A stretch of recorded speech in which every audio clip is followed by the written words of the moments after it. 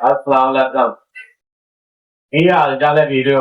उम्मीद करते सब खैरियत नाल ही होंगे। भले एक दफा ना एक बादशाह ने सोचा कि बंदे सारे मेरे को सियाने हैं ते इन्हां दे विच ना एक बंदा बेवकूफ ते पागल होना चाहिए। जदों ये गल उन्हें सोची ते गल ते अमल शुरू करना कीता ते बड़े सोच विचार दे नाल एक पागल लभ्या कि उस पागल वास्ते ना बादशाह ने एक स्पेशल ताज बनवाया कि ये पागल दा ताज है। ते पागल नूं रखिया गया। बादशाह ने एक टाइम मुकर्रर किया। उस टाइम दे विच बादशाह पागल नाल गल्लां करदा हुंदा ते नाल उहदे सारे दरबारी भी उस टाइम दे विच बादशाह दे महल दे विच जमा हो जांदे सी जदों पागल दा टाइम हुंदा सी। ते बादशाह ने सवाल करया करने ते अगों जेड़े पागल ने जवाब दिया करने कि जेड़ा ना कोई भी सवाल करना उनका पागल ने जवाब देना। कुछ अरसा गुजरन तो बाद बादशाह बीमार हो गया। बीमारी इस तरह की चलती होगी कि जेड़े वक्त दे डॉक्टर तबीब हकीम सन उन्होंने भी जवाब दे छड़िया कि बादशाह का बचना नामुमकिन है।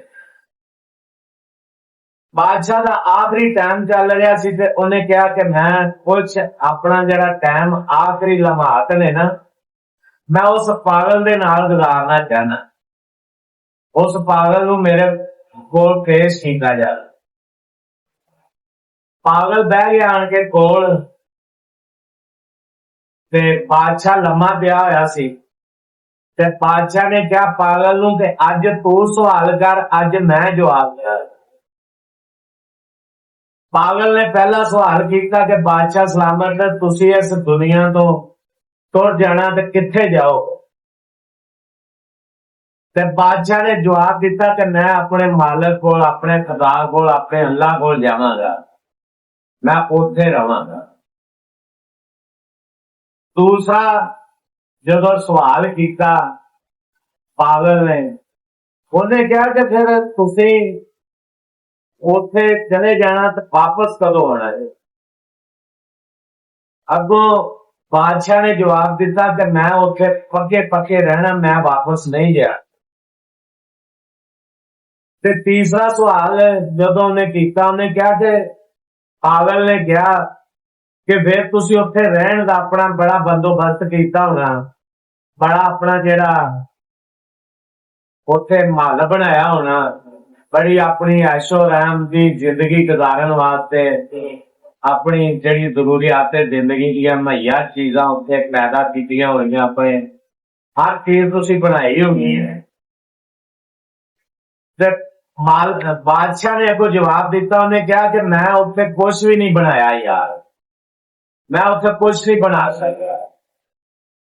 ते जेड़ा पागल सी उन्हें चुप करके जेड़ा अपना ताज सी ना पागलपुरे वाला वो ताज लाया अपने सिर तो ते बादशाह दे सिर ते रख छड्या। उन्हें कहा बादशाह सलामत माफी चाहना गुस्ताखी दी लेकिन इस ताज दे जेड़े है ना अपना सही हकदार तुसी हैं क्योंकि जिथे तुसी चंद एक दिन रहना सी उत्थे तुसी महल बना ले अपने महल बना ले बादशाही दे तख्त बना ले ते जिथे तुसी सारी जिंदगी अगे गुजारनी है जाके जिथों वापस नहीं आना उत्थे तुसी कुछ भी नहीं बनाया